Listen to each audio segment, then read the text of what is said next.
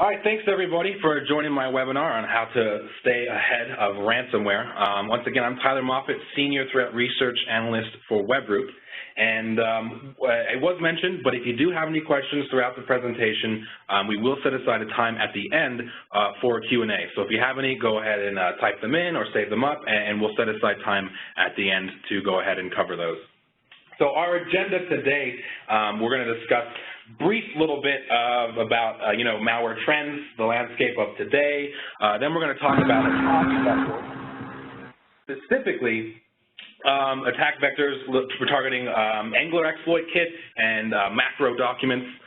We also have encrypting ransomware. We're going to talk about a lot of encrypting ransomware variants that will be the majority of the presentation.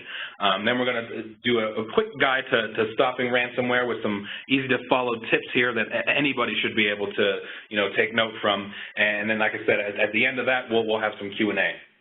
So just quick trends here. Malware is exploding. I mean, this isn't new by any means at all. 2016, we don't even have 6 months fully under our belt yet, and we already have more total malware variants than in all of 2015. And this is the same trend. I mean, I said the same thing in 2015 when referring to 2014. So it doesn't really look to be any change in this trend, and it's just going to keep growing. And that's mainly because, zero-day malware is the norm now. Malware is going to be polymorphic by design. And the reason why they want to do this is they want to basically defeat, the traditional antivirus that's signature-based, because you have micro-release cycles where essentially you randomize or change the variant up to where it's maybe unique only on the single PC or less than 10 PCs before it changes up the variant. In fact, just a little bit of backstory on these green slides I have going around. This data is sourced from our 12 million sensory nodes. So our 12 million endpoint clients that are the source of our data. On this, we found that out of all of those endpoints that we have, in just so far from January through May, we classified 5.6 million applications as malicious or potentially unwanted, basically, a bad category. And out of all of those 5.6 million, 98% of those infections were only seen on one PC. Now, this sort of keeps the trend with malware is almost exclusively polymorphic now, so it's definitely something to watch out for. So now we're going to go ahead and talk about attack vectors. First one I'm going to talk about is phishing. So, phishing, not new by any means. It's been around for a while, but it keeps growing. We've seen more phishing attempts in 2016 than 2015. This one specifically, I'm showing one right now from the Australian Federal Police. There's lots of little notes that sort of little flags, if you will, that sort of indicate, hey, look, this might be malicious or sketch. Maybe you should watch out. First one is who it's from. You've got some address that really doesn't have a legitimate or correct sounding domain. Then you got to watch out for that. And then you also have sort of the threats, and then the links to download also don't go to the correct domain, stuff like that. And then they have other tricks they have. A lot of times when you download, it says download the case. If you look at the bottom left, the before, you should see the before.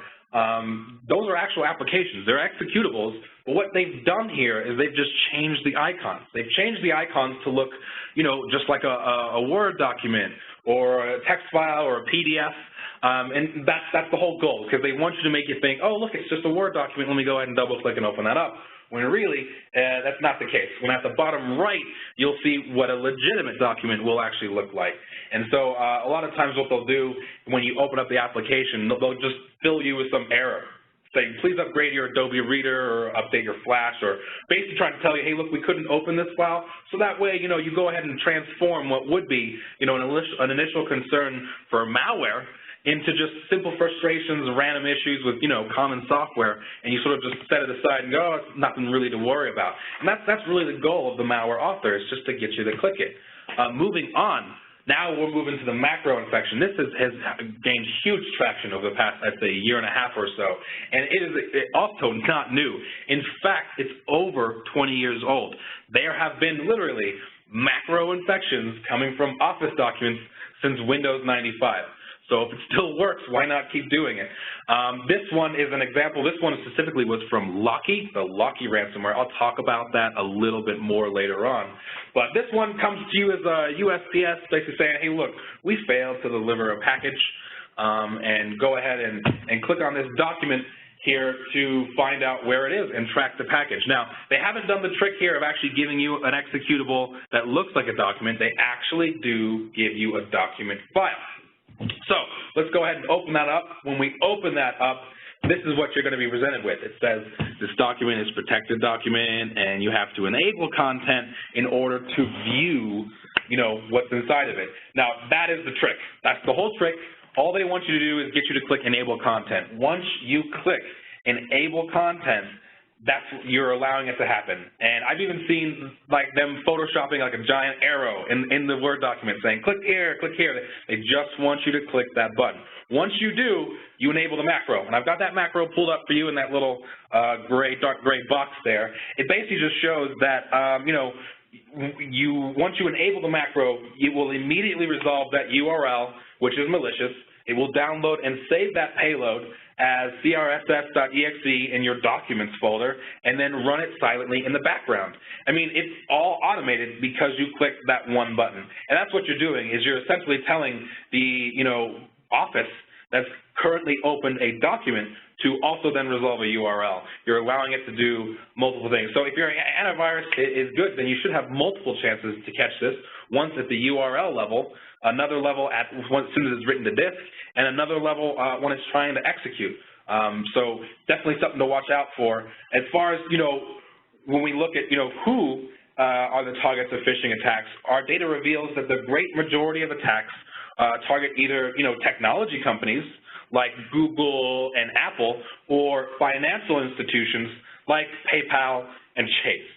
So while the volume of attacks is about a 60-40 split between tech targets and banks, we can see that there are far more attacks per tech target than bank. And this is somewhat expected, as there are far more banks than technology companies. So when we look a little bit deeper into the actual targets of phishing attacks, we can see that there are clear leaders in each category, with Google for the tech targets and PayPal for the financial targets. And this is just the vast majority of phishing attacks. Companies on this list need to take proactive steps to ensure that their customers are protected from phishing attacks. And I'll speak more to that later on what stuff you guys can do yourselves. So 92% chance of visiting a zero-day phishing site. Because, stealing credentials through fake login pages is old news. It's still one of the most effective methods of compromise. So far in 2016, we've detected more phishing pages than in all of 2015. And this is annually, by the way. This is 92% chance of a user being the victim of a zero-day visitor to a phishing site annually. Because we know what makes phishing detection so difficult is, these sites are often only active for a few hours, or until, a specified number of credentials have been captured. So, the idea of having a blacklist to defend against a phishing site really doesn't scale well. So the only way to defend against this is to have real-time awareness. So now we're going to talk about exploit kits, because they're very important when talking about ransomware. And we're going to talk about Angler and Bedept. It's been seen ever since basically late 2013, took over the black hole exploit kit that got shut down and most people got arrested here. 80% of all drive-by attacks this year are deploying CryptoXXX, which I'll talk about later, very nasty ransomware, but it uses exclusively from Angler. 80% of all drive-by attacks this year are from Angler and Bedept. And so in case you guys don't know, how this works is it exploits the vulnerabilities in, Flash Player, Java, Silverlight, all those things that, come up and say we need to update that you say, nah, not right now. Or just simple iframe injections into legitimate websites. And Bedept, if you guys don't know, Bedept it accompanies Angler to help stifle the research process. As you all know, or if you don't know, when it comes to threat research, our job is to gather the infection samples, the samples that are actually doing the encryption, so we can analyze them, find out what they're doing, find, signatures or actions we want to go off of that they have, so we can create, definitions or block them based on that pattern, right? Well, in order to get those samples, it needs so how it works, when you first get infected, you get infected initially with a dropper, which communicates to a command and control server, which then gathers, previous info about your PC, and based on that info, will communicate to command and control server, and then will drop a pre-built, malware for your environment, because depending on your OS or what your situation is, you could require a different sample. But anyway, what BDEF will do is stop it at the dropper level. So you get a dropper that communicates to the command and control server, and BDEF will detect if you're using a VM. Because, with research, and when you become a threat researcher, almost exclusively when you're testing malware, you do it in a VM. Now, obviously, I have real boxes just for issues like this, but almost exclusively you're in a virtual environment. And so BDEF will find that out, find out you're in a virtual environment, and then stop communication to the command and control server, so you never get that valuable payload. You never get that malware sample that you need to analyze, which helps stifle the research process. And so far, they've generated over $3 million a month using Angler. Just to show you guys sort of what it looks like, in case you guys are wondering, is right here. This could be an ad on a legitimate website, looks like for Joseph's Clothiers, and let's say you would click it. You would expect, once you click it, to be directed to their shopping website, be presented with some suits for about $599, or take a look to see what they have. But actually, you're not. What's going to happen is, I believe this one showing you as far as what's going on there in the bottom there, exploit on Silverlight. But it's able to, while exploiting Silverlight, redirect you to a malware payload, which is the exploit kit, which will then download CryptXXX. And you're probably wondering, well, I have certain stuff to protect against that. This actually does it through the browser. So what it downloads a DLL, and it unloads that DLL's instructions into the actual browser. So if you're using Chrome or Internet Explorer or Safari, whatever you're using, it uses that as the actual method of unloading the instructions into memory. So it's definitely something to watch out for. As you can see, the growth here of Angler has seen exponential growth over time. And it's the most used Angler exploit kit is Angler. I do see Nuclear is going to be growing now. I know, Neutrino. Neutrino has a little bit, it's only 20% right now. I would push that a little bit higher as of right now today. And the reason before that is a lot of the guys who are using Angler to steal money from all of us, obviously they're from Russia, they started targeting Russian targets. They actually tried to steal money from Russian banks. And as soon as that happened, basically there were some arrests made, and we are seeing a drop now in Angler. I don't know if it'll go away fully, but we are seeing, as far as what's taking over that void of falling from Angler, Neutrino looks to be next in the scope. And so now we're going to talk about encrypting ransomware. We're going to talk about some variants encrypting victims currently and some that have been recently shut down. We'll start with the first one, which is TeslaCreek. Now, I am going to cover TeslaCreek, even though it was recently shut down. I will cover it, and the reason why is because it had the longest run of any ransomware I've ever seen. It actually ran for about 16 months, which is a super long time for a single variant of ransomware. It did account for 11% of total ransomware ever distributed. So that's an interesting fact. But what it brought to the table that was new was that it increased the scope of files tremendously. It targeted over 200 extensions and specifically targeted gamers. Like literally, it would grab game saves and any game components, like all of your Steam libraries, Valve, Bethesda, Unreal Engine. It would grab all those files so you couldn't even play the game. It also had it got past like your people who would pay for CryptoPrevent or Foolish IT. Essentially, these were programs people paid for. I don't know why. They were $5,000 for an enterprise license, but they were just glorified group policies, and group policies do help to an extent, but they're never going to be 100%. And so these group policies would basically, say, hey, look, we're going to go ahead and prevent any execution from unknown application in app data we've never seen before, or temp, or wherever. It specifies it based on variants seen, right? But the problem is you can easily defeat that, and TeslaCreek showed how to do it. I saw some variants. What they were doing is, in order to defeat that, prevention of execution at app data or temp level, what it would do is it would drop the payload and all the malware files for, encryption it would create a brand new directory of a random name folder in the root level of your C drive. So it's a brand new folder name at root level. There's no way possible you already have a rule in place for that as far as group policies, because it's a brand new folder. So that sort of defeats it right there, and it's just something to watch out for, because there's no one's ever 100% with ransomware. So if anyone's ever telling you they're 100%, definitely go the other way. There's many things you got to watch out for, and many things you got to be on top of to try and mitigate your surface exposure as much as possible. TeslaCreek was shut down last week. And I'll explain why. This is what it looks like.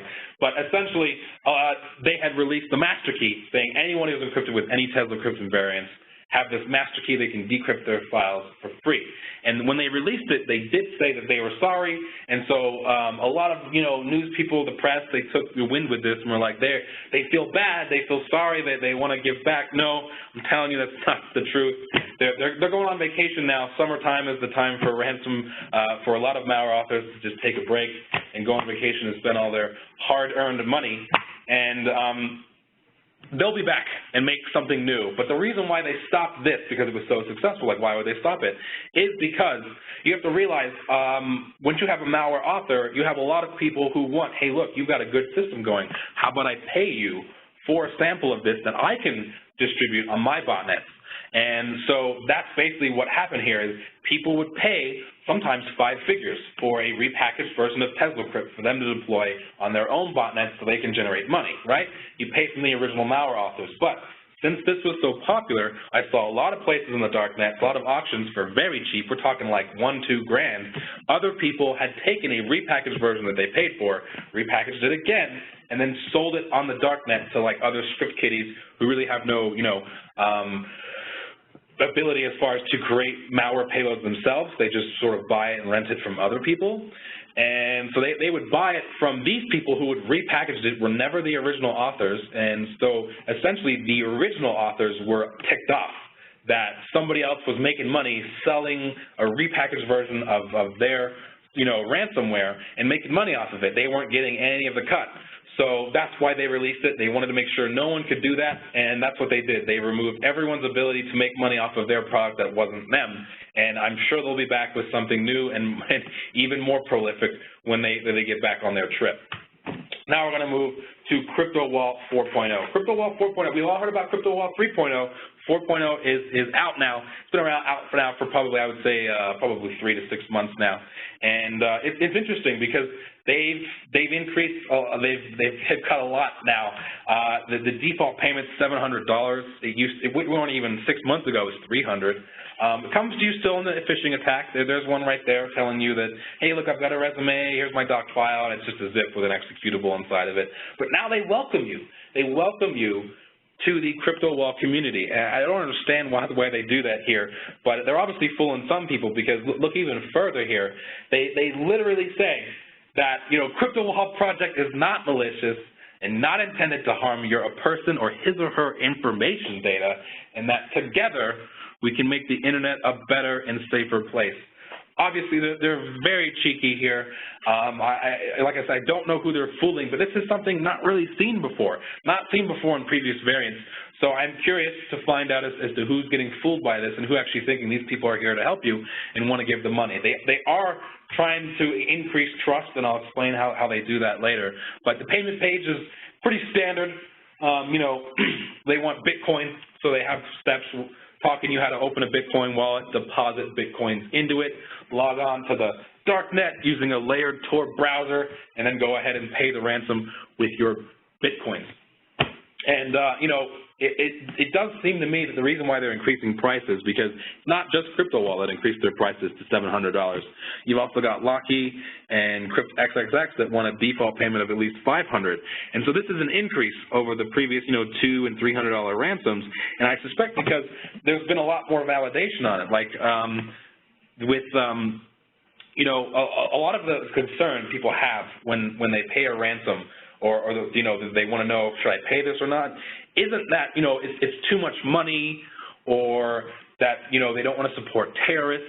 It's mainly that you're worried you won't get your files back. You already scammed once when they encrypted your files, you're worried you're going to get scammed again when you pay the money and they don't do anything. When in reality, in the overwhelming majority of cases, I'd say 98% plus, if you follow the directions to the T and you're within, you're not late or too late or anything, because they will destroy them if they threaten to. You know, if you follow all directions to the T, you will get your files back. I mean, it essentially has become, in a way, a business model, if you will.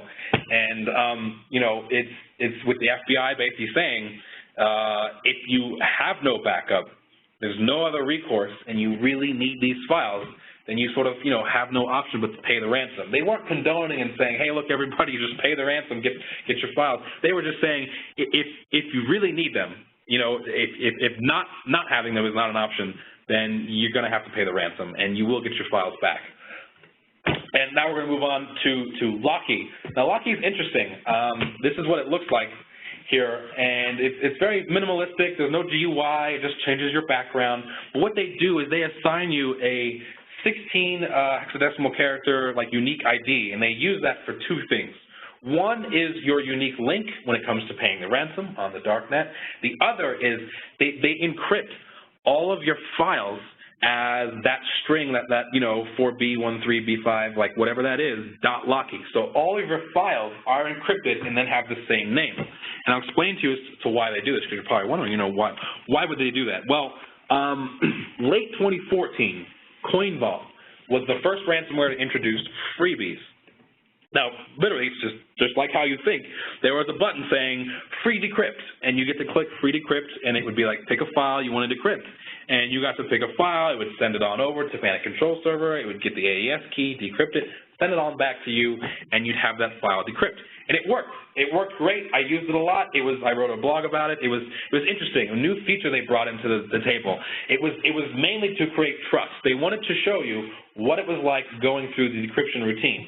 They'll let you do it for free with one file. Now you're familiar with it. Go ahead and give us money, and you know, it will work exactly the same way for the rest of your files.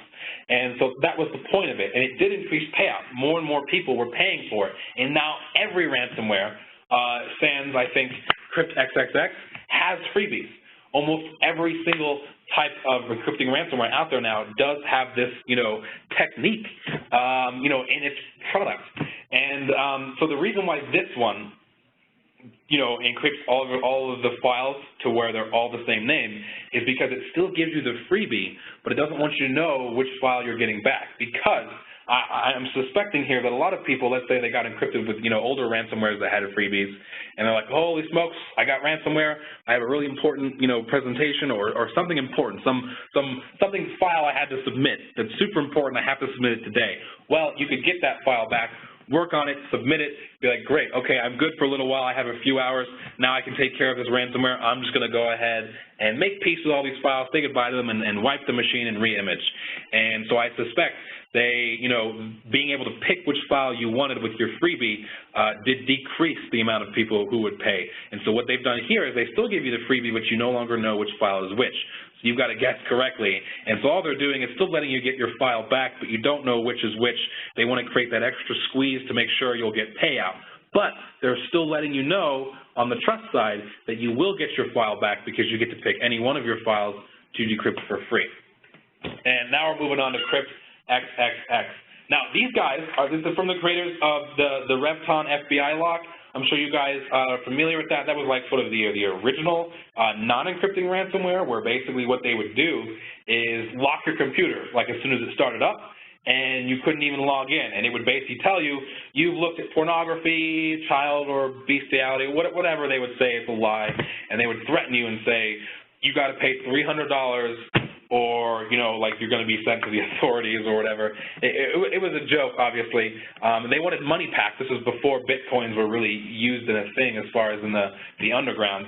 And so now they've upgraded. They will no longer do that, and they work specifically with Angler and Bedex. Malvertising hacked websites is really the only way to get it. And the default payment is $500. And what's interesting is it's also known as Drydex. Now, this is a first, and something I don't think it's going to happen more in the future, but it's something I'm going to talk about anyway, is most ransomware, that's it. You get the ransomware, it encrypts your files, you pay the ransom, it's done. Even with the actual tool to decrypt your files, they have included in there like little scripts to remove all traces of the ransomware on your computer, so it doesn't encrypt you again accidentally or something like that, right? Well, this version, CryptXXX, we've seen actually drop Dridex, which is not too dissimilar of like a keylogger. It's aimed at capturing and gathering financial credentials for, identity fraud. And so this is huge because let's say you get CryptXX and you pay the ransom and you're done with it, you think you're done, and you may still have Dridex on your machine collecting and grabbing financial information that it could, use to steal credentials. And so I anticipate this isn't going to catch on, because if this does catch on and people are doing this, then we're going to have people who are like, I'm not paying any ransom because they're just going to steal my data anyway. Like you're losing that trust. So I don't think that this is going to be a thing for later variants and will catch on at all. It's just something we've seen with CryptXXX. It's just something to watch out for if you ever see it. Definitely want to also scan for keylogging stuff. This is what it looks like, and as you can see, it's not really that great as far as this is just the background that it makes it, and it's just generic instructions: how to create a Bitcoin wallet, add Bitcoins, go to the Darknet, pay your ransom. And you have to realize, for most of us, most of you listening to this, you're savvy enough to follow these directions step by step. It's not too hard. But to a lot of people, this is very daunting. And this goes back to the whole trust thing, where they know a lot of people who are getting hit with these ransoms aren't too savvy or smart with computers, and will even have a hard time following this.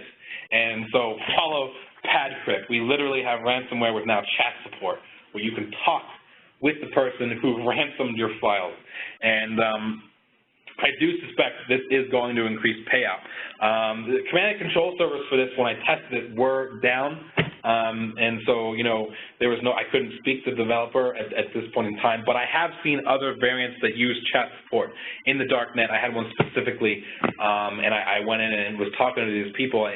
Some of them are not great. Like it's like a group chat, if you will, giant group chat where victims just put in their email or a unique ID that they were given, just trying to get their files back. And he's like, all right, pay here, I'll give you your key.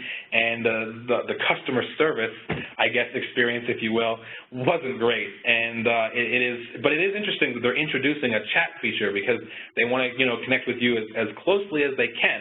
And I'm sure that they'll take a mini spin on things. I've seen some spins where they tell you, hey, well, your files became encrypted, and we're just a special tool on your machine here to help you decrypt your files. Just pay us the $200-300.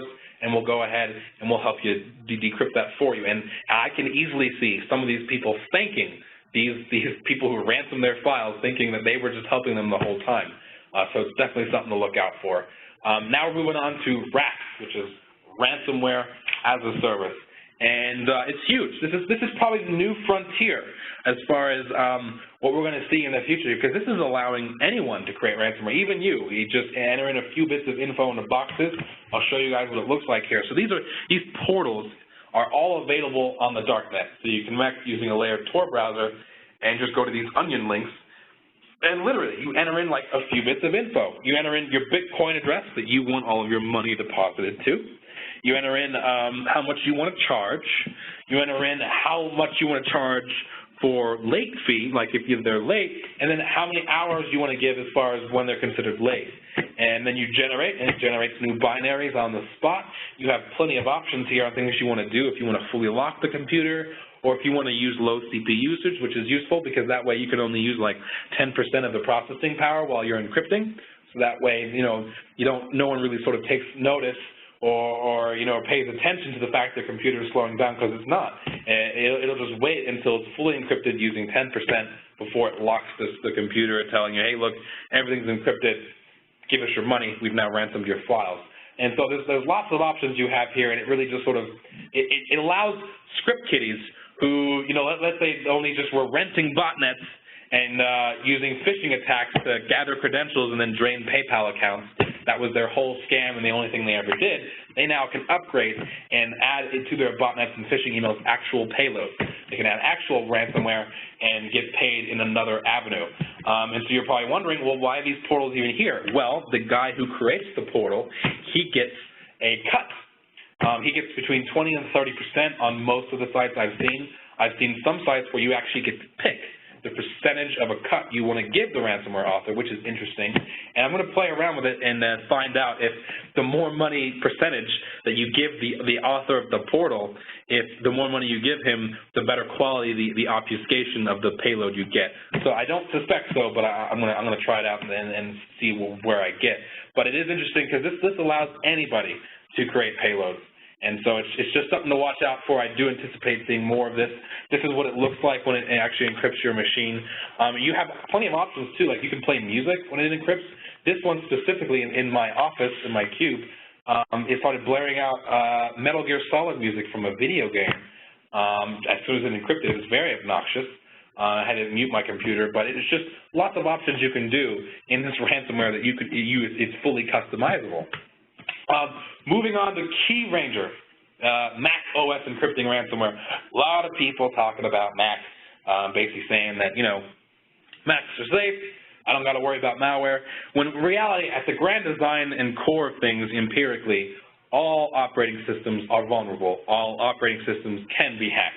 It's just that if you're, you know, a cyber criminal and you want to hack people or steal, you basically want to steal money. Your goal here is money. You want to. This is your job as you've decided, and this is how you want to put money and food on the table. And so if you're going to go and fish in the biggest pool, because most of it is just accuracy with numbers, you know, get as many people as you can to fall for this trick. And in order to do that, you're going to fish with the most amount of people. And the most amount of people are going to use Windows PC. In fact, all non-Windows operating systems, so Mac, Linux, and any other Chrome OS or any other derivative of those that are small percentages of OSs that people may use, it only accounts in total for 11%. So 11% don't use Windows. So it makes sense if the overwhelming majority is on Windows that you would make malware for Windows. Now, if the overwhelming majority was on Mac, then all the malware we would see would be on Mac. And that's all I'm trying to illustrate here is that the hackers are going to go where the people and the money is. And anyway, continuing on, this comes to you from the transmission client. So transmission is just like a BitTorrent client. Those are familiar, like using uTorrent or Deluge. It's just a torrent client. And the malware actually hides in this general.rtf file I have highlighted. So it appears to the user as, you know, just a simple real text file. However, it is actually a Mach-O 64-bit executable file that will then execute 3 days after you run transmission. So this helps keeps the ransomware hidden so that users wouldn't suspect the app that they are using for torrenting, you know, but rather the torrents that they are pulling down as the source of infection. So it waits 3 days, hoping that all the torrents you've used and downloaded would be the reason. Because that's pretty common. Back in the day, getting viruses from torrents was like you know, obvious. And the immediate go-to for where you're torrenting, well, that's how you got viruses. And that's all they want to do. They want you to beeline right there and blame your torrents and not the actual client. Anyway, after 3 days, the app executes and drops a file called kernel_service into your user's library directory. This process is named in such a way to confuse anyone that looks at Activity Monitor, believing it's a system process, you know. It will collect the infected Mac's model name and UUID and then upload the information to one of its command and control servers. So one of the most important things to note is there was some inactive code in here, so it wasn't working when we analyzed it. We anticipate this to be like a beta or a test version, but it had instructions in there to encrypt Time Machine. So watch out for that. A lot of people also say, well, even if there is malware for Mac, I've got Time Machine I can roll back. That's not the case if it encrypts it. So, you know, it's always something to watch out for. Now we're going to talk about the growth and permanence of Bitcoins. So originally for ransoms, people used money mules, which I talked about in my previous presentations. They use like Ucash and MoneyPack. And you'd go to a local shop, you'd give them money for this essentially online gift card, and then you'd use the code to send money to cyber criminals, right? And the money mule would, would take Ucash and MoneyPack. They would take a percentage as their cut, right? And that is the middleman, if you will. Now they get to cut out the middleman and just use Bitcoins. And Bitcoins is perfect for the cyber criminal. So you have the victim just download a layered encryption browser, create a wallet, put Bitcoins into it, and then you have them go into the darknet and send that Bitcoin amount to their wallet address. And since technically Bitcoin transactions can be viewed publicly, anyone can analyze the transaction, and you technically can find out the origin ID of the criminal, and they're worried you may be able to find out the identity of them. That would still be pretty hard, but either way, you view a specific transaction. They don't like that. So what they do as soon as they get the money is they literally, there are many services like this that will launder your Bitcoins. They're in the darknet, and what you do is you give it all your money, and it throws your money through an algorithm that will send it through millions of wallet addresses, through millions of transactions, back and forth, and then out the end, and then they'll skim a super small percentage, like not even a percent, at the end, and give you essentially cleaning your money because you're stifling anyone's attempt to try and trace that transaction chain.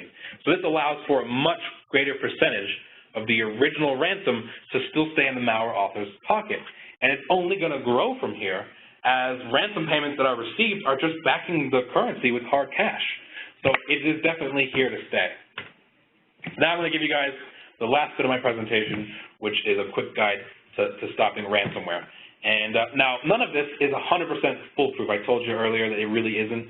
But even if some of these, will reduce your surface exposure by 20 to 25%, that's huge. And you should be doing it because it's free. And if you need steps on how to walk you through to how to do it, we have community forums on webroot.com for business or for consumer that will walk you through how to create root policies to help you out. But first, deploy reputable multi-layered endpoint security. This just makes sense. You got to have infection, security in the first place, and you want to be able to have sort of forensics and stuff for you to look down deeply and find out what's really going on. Even if you weren't able to detect it, still have some options available to you to see what's going on.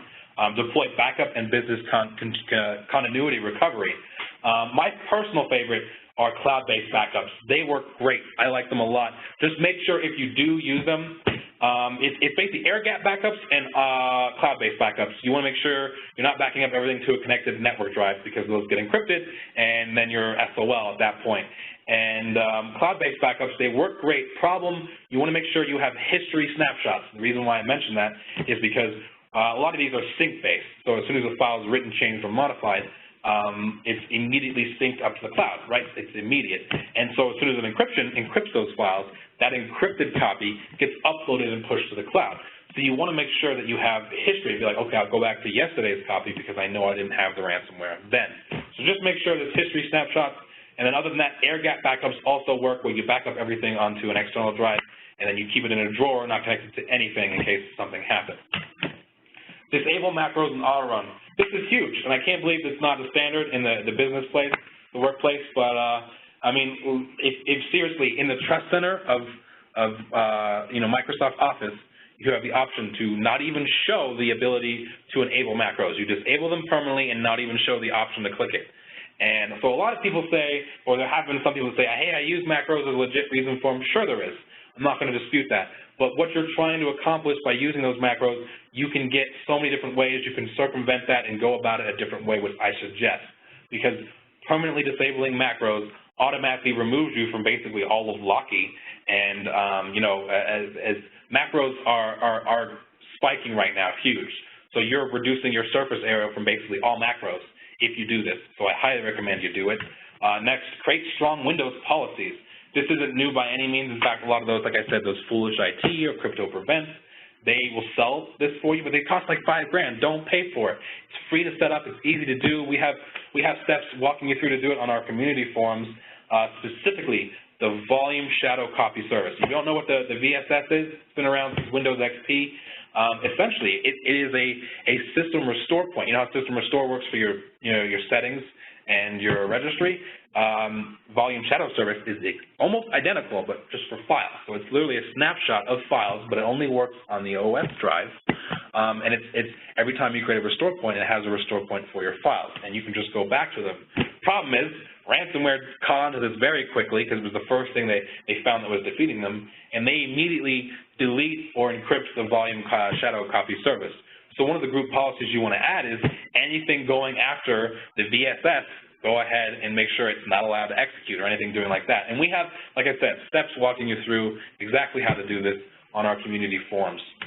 And the last one is educate users, because ultimately that's the first way to get infected is from users. They are going to be the weakest link.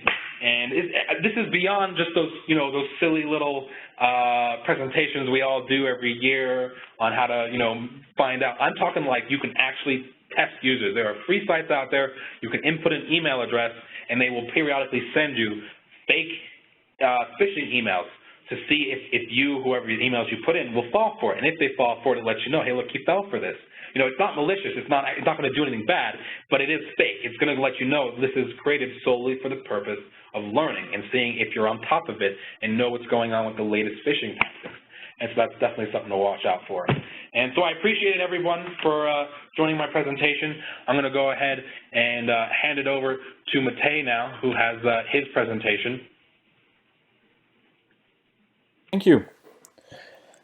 Wow, that was quite a story. And to me, it's pretty clear that it is a scary world out there. It is a time of serious risk, more threats than ever. But with that, there are also more opportunities for companies like IT service companies like yourselves. There are more opportunities to secure endpoints and deliver services to your customers. They need it. What I'll be talking about today is three different things. Um, First, I'm going to talk a bit about Autotask and how we bring different solutions together that allow you to deliver these security services, for example, but also get insights that you've perhaps never had before. After that, I'll talk a bit about the endpoint management product that we have, and how that integrates with the Webroot security product. Excellent product. But I think if you look at what we offer in general, it is the solutions, like we bring all the solutions that you need to deliver these services together, be more accountable, intelligent, efficient as an organization, have the information at your fingertips that you need to make business decisions and deliver excellent services to your customers. Right, let's get started. So what we have in the market is really unique. We have a solution, a professional service automation solution, that is fully integrated with an RMM solution. It's not just integrated, it's not like third parties working together, it is unified.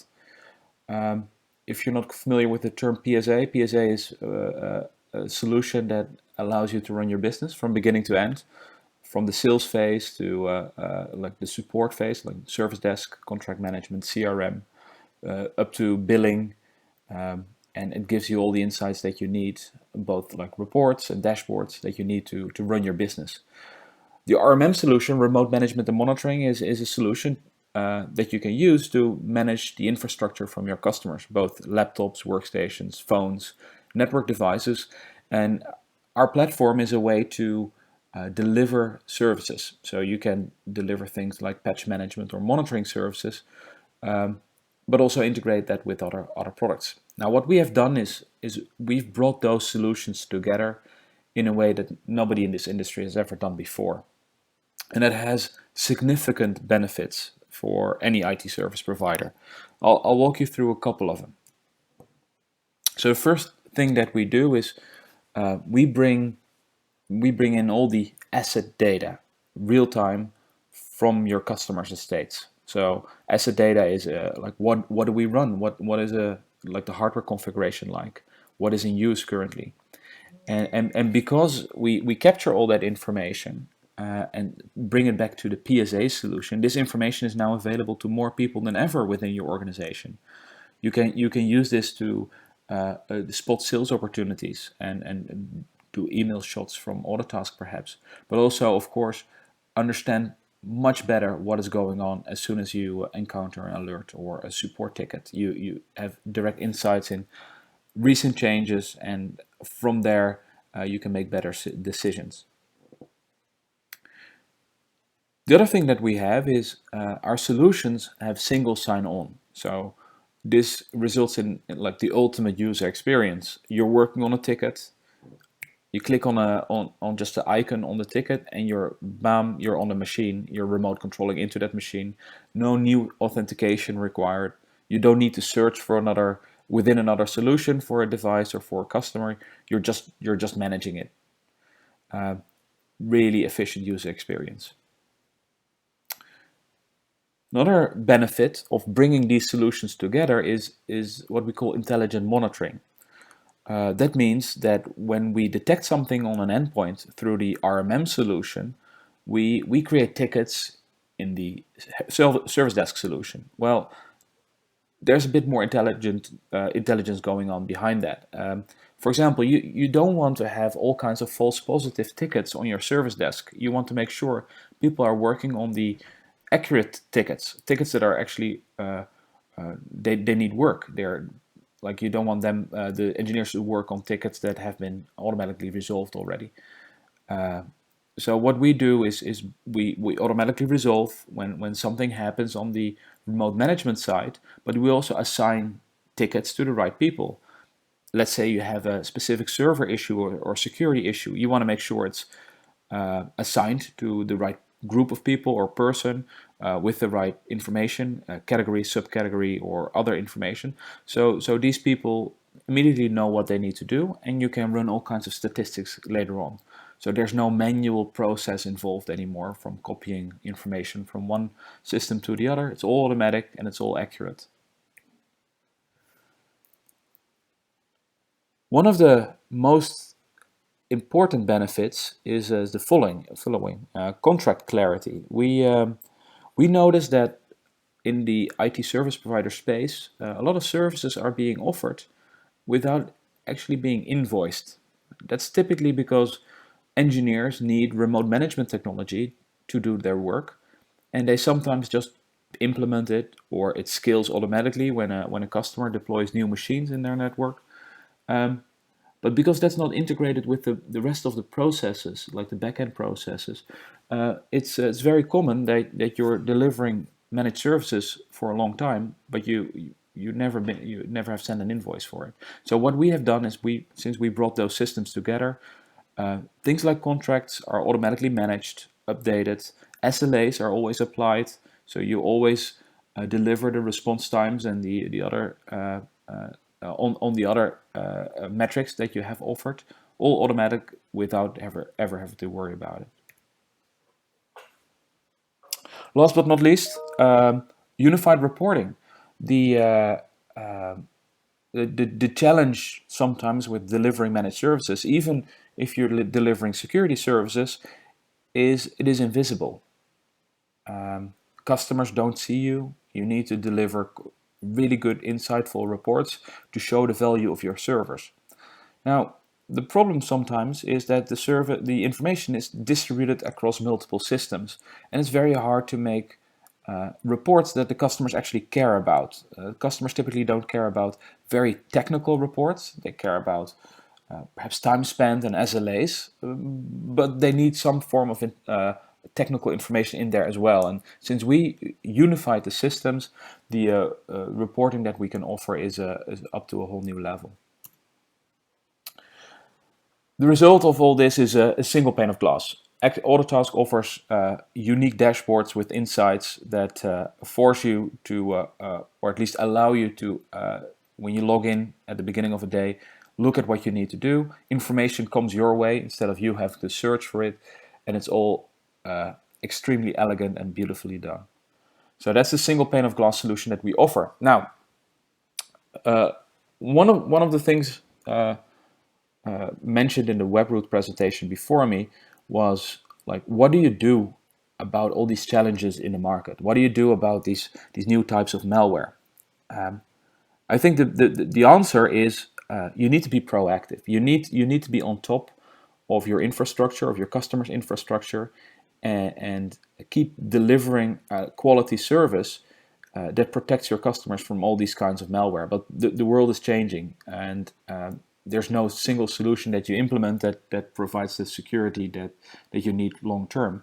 So what you need is a solution that helps you deliver this, for example, this excellent Webroot product. But that's not enough. You need to keep updating infrastructure like software. You need to keep updating operating systems or third-party applications. Understand what's going on. Monitor changes. Run reports. And to be able to do that, you need endpoint management. That is like one of the most important aspects of delivering a security service. Autotask Endpoint Management is a solution that offers all that. It's a lightweight solution. It runs on endpoints, servers, workstations, all through a lightweight agent, and that agent does automatic inventory, so audit of all the changes and all the aspects of a system. It allows you to manage, deploy patches, run scripts, deploy other security solutions, monitor for changes, monitor for activity, weird behavior, and other issues. And it allows you to run support actions, remote control, or in the background remote control actions, so you don't interrupt your users. And it allows you to run all kinds of reports, so you can be proactive and you know about what's going on. So that's Autotask Endpoint Management. This solution, like all the other solutions that we offer, are fully cloud-based with very high uptime. Like we have the SLAs for that too, but we also have the data to prove that we have had a very, very good uptime in the last 4 or 5 years.